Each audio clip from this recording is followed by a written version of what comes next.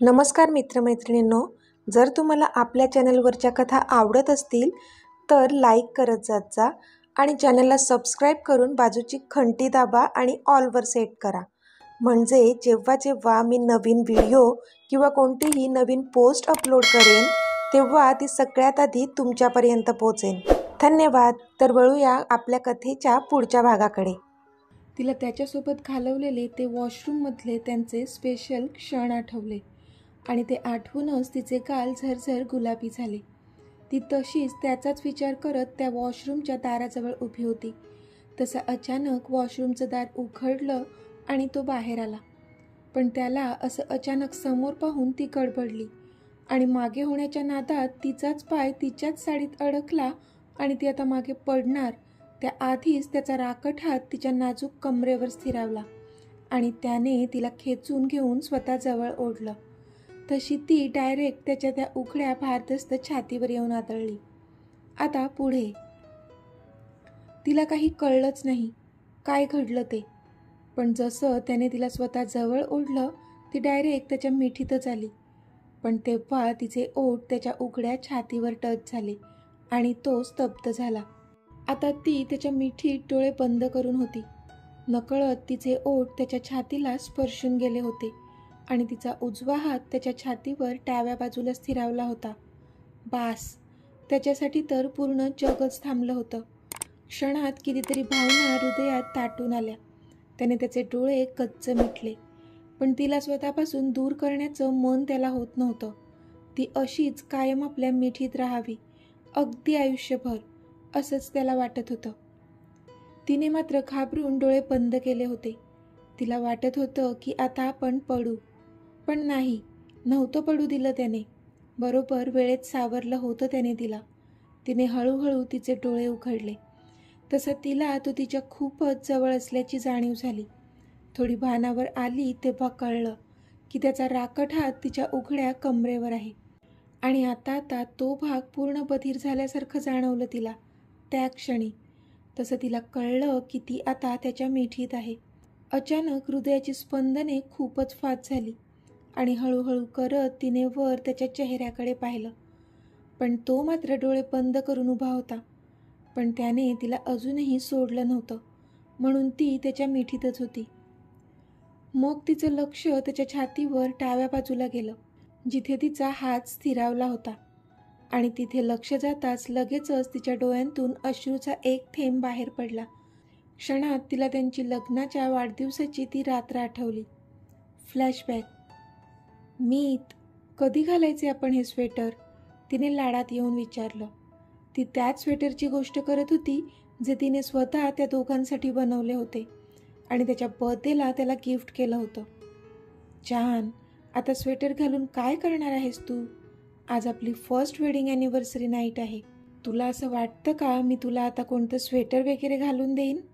तो खूपच सिडेक्टिव्हली बोलला. तशी ती पूर्णपणे शहारून गेली.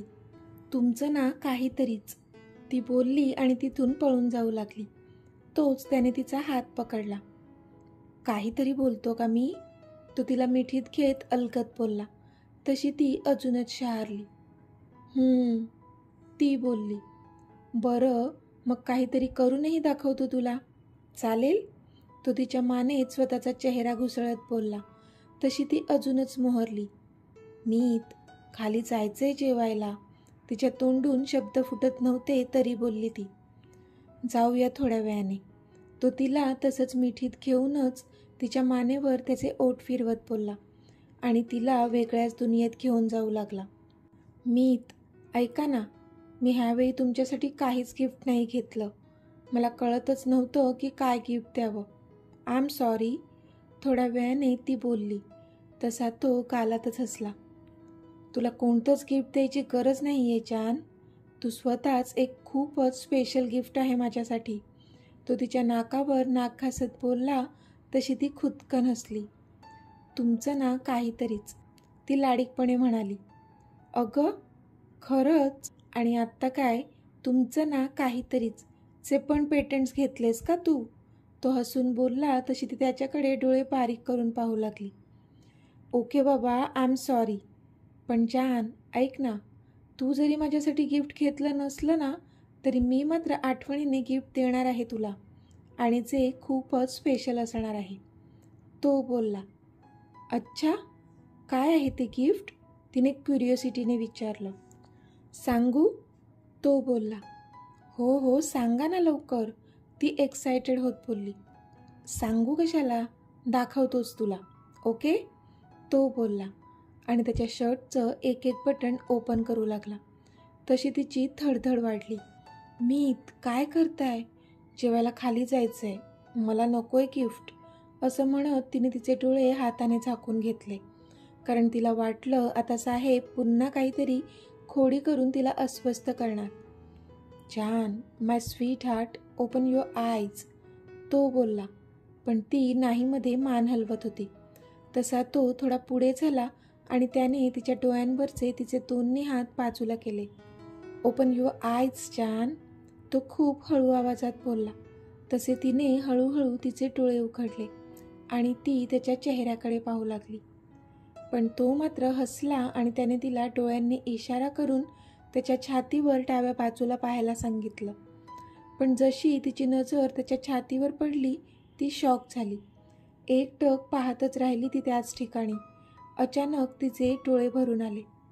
मीत, हे? तिने भरल्या डोळ्यांनी विचारलं. माय जान इज इन माय हार्ट, तो बोलला. तशी ती त्याला घट्ट बिलगली.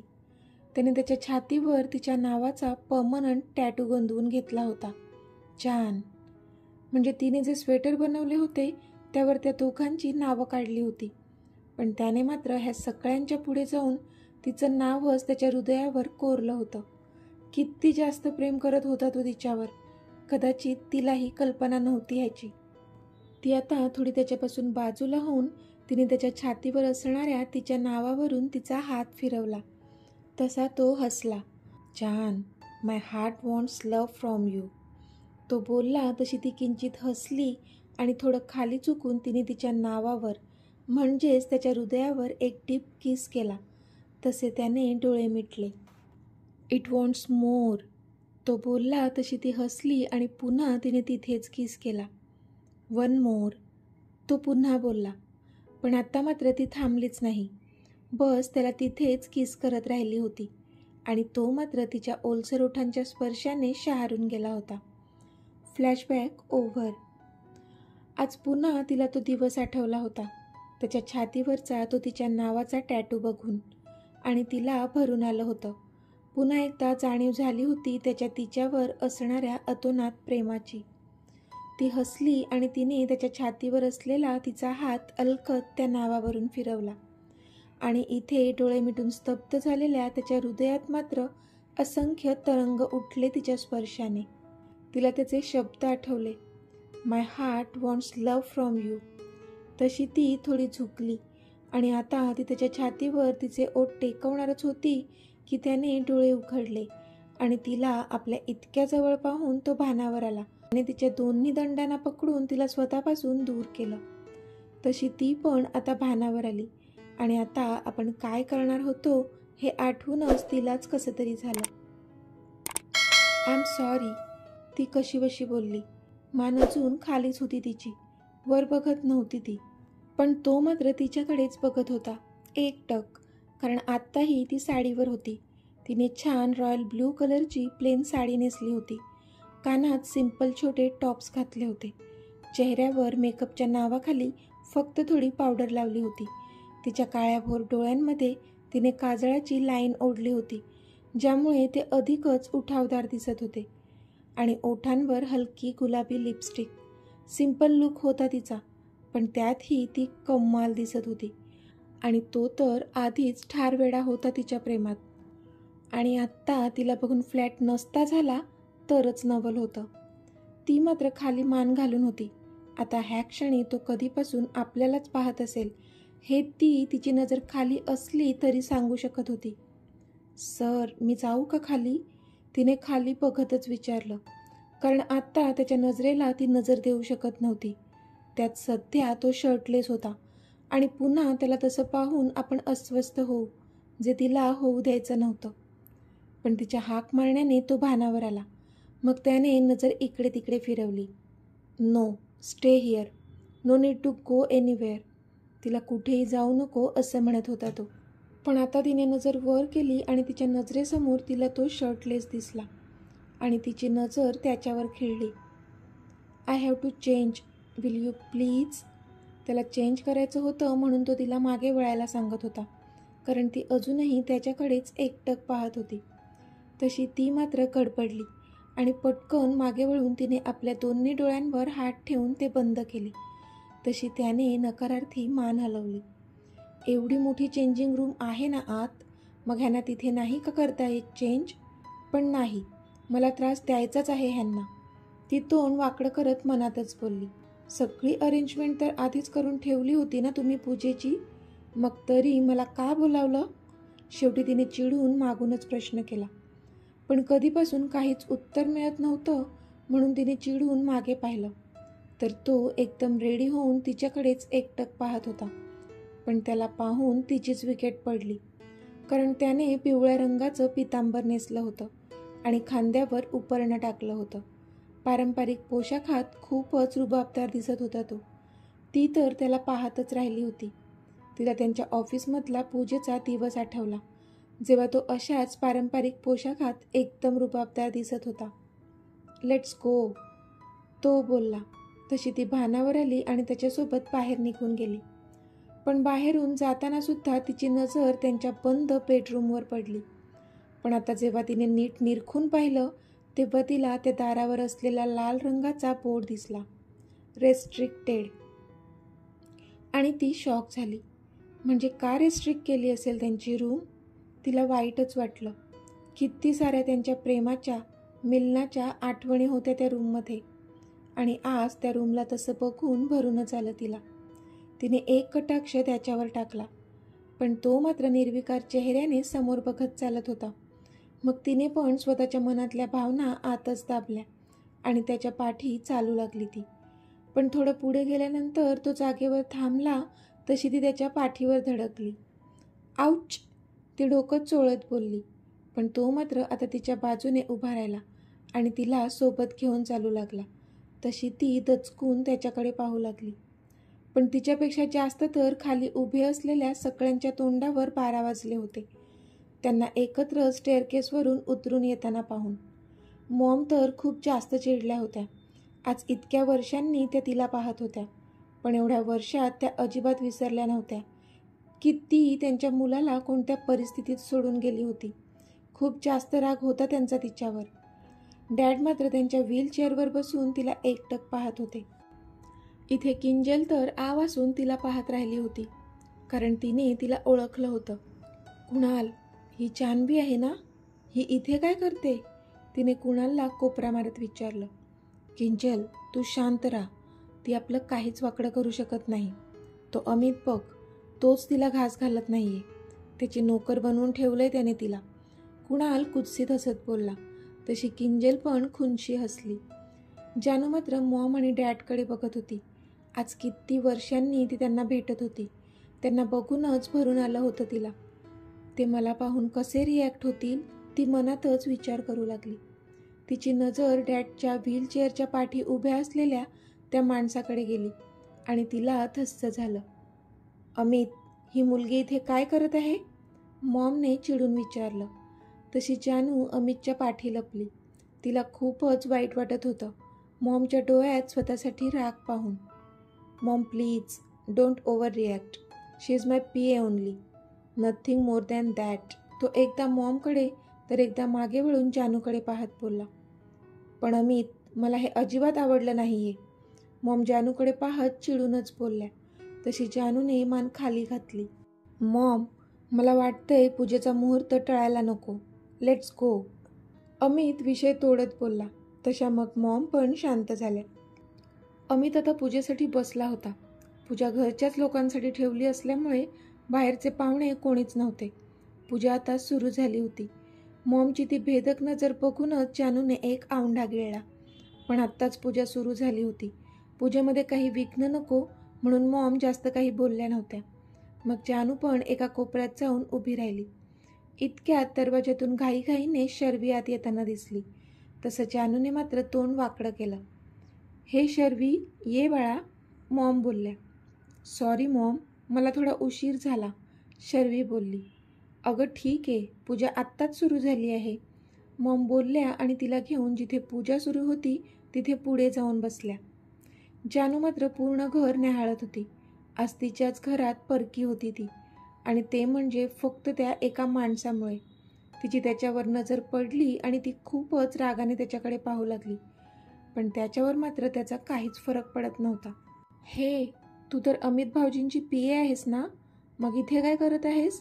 जा, नोकरांचा स्टाफ तिथे आहे, तिथे जा आणि त्यांच्यासोबत पाहुण्यांना सर्व कर, किंजल कुत्सित हसत बोलली.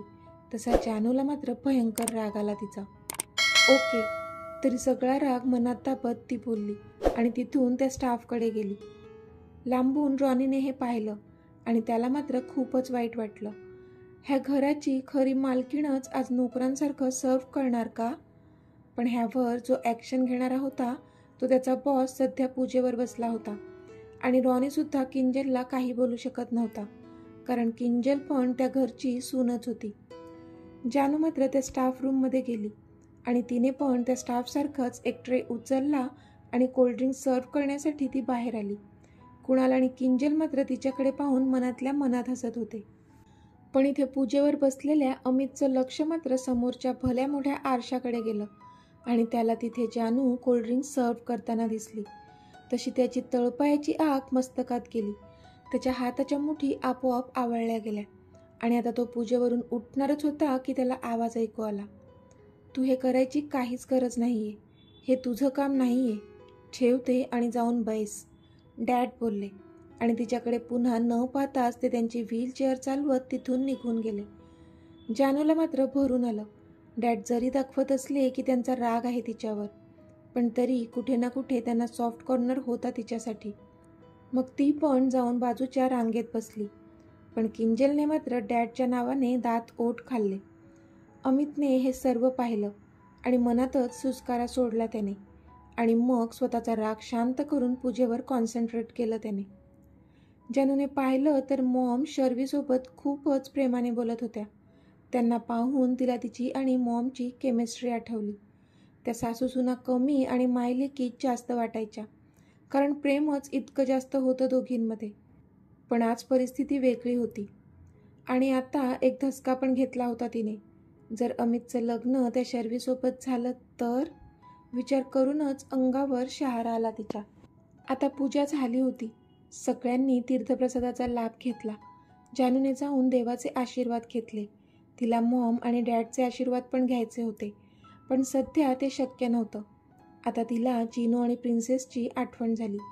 कधी एकदा आपण घरी जातो असं झालेलं तिला, कारण त्यांना बाहेर फिरायला घेऊन जाण्याचं प्रॉमिस केलं होतं तिने, आणि उशीर झालेला असला तरी आत्ताही जाऊच शकत होती ती त्यांना फिरायला घेऊन.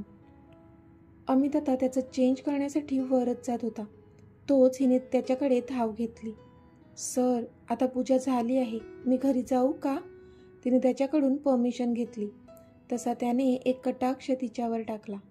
नो, मी येईपर्यंत थांबा. तो तिच्यावर नजर रोखून बोलला आणि झपझप पावलं टाकत तिथून वर निघून गेला. तसं तिने तोंड पाडलं. मग ती तिथेच थोडा वेळ त्याची वाट पाहत बसली, पण बराच वेळ झाला तरी तो काही खाली येतच नव्हता, आणि तिला मात्र कधी एकदा घरी जाते असं झालेलं, म्हणून ती खूप जास्त वैतागली होती त्याच्या नावाने. हिटलर, खडूस, मुद्दाम करतात ना तुम्ही? पण नाही, आता मी एक क्षण इथे थांबणार नाही, ती चिडूनच मनात बोलली आणि तिथून जाऊ लागली. पण जाण्याआधी एकदा देवाला नमस्कार करावा म्हणून तिने लांबूनच मखराकडे पाहून स्वतःचे हात जोडले आणि जाण्यासाठी पाठी वळली ती. पण तिला काहीतरी चुकीचं जाणवलं. तसं तिने पुन्हा एकदा त्या दिशेला पाहिलं आणि तिच्या छातीत धस्स झालं आणि तिच्या तोंडून जोरातच किंकाळी बाहेर पडली. मॉम! तर मित्रमैत्रिणींनो, आजचा भाग तुम्हाला कसा वाटला ते मला कमेंटमध्ये सांगा, आणि जर आवडला असेल तर व्हिडिओला लाईक करा, शेअर करा आणि चॅनलला सबस्क्राईब करून बाजूची घंटी नक्की दाबा. चला तर भेटूया आपल्या पुढच्या भागात. तोपर्यंत धन्यवाद.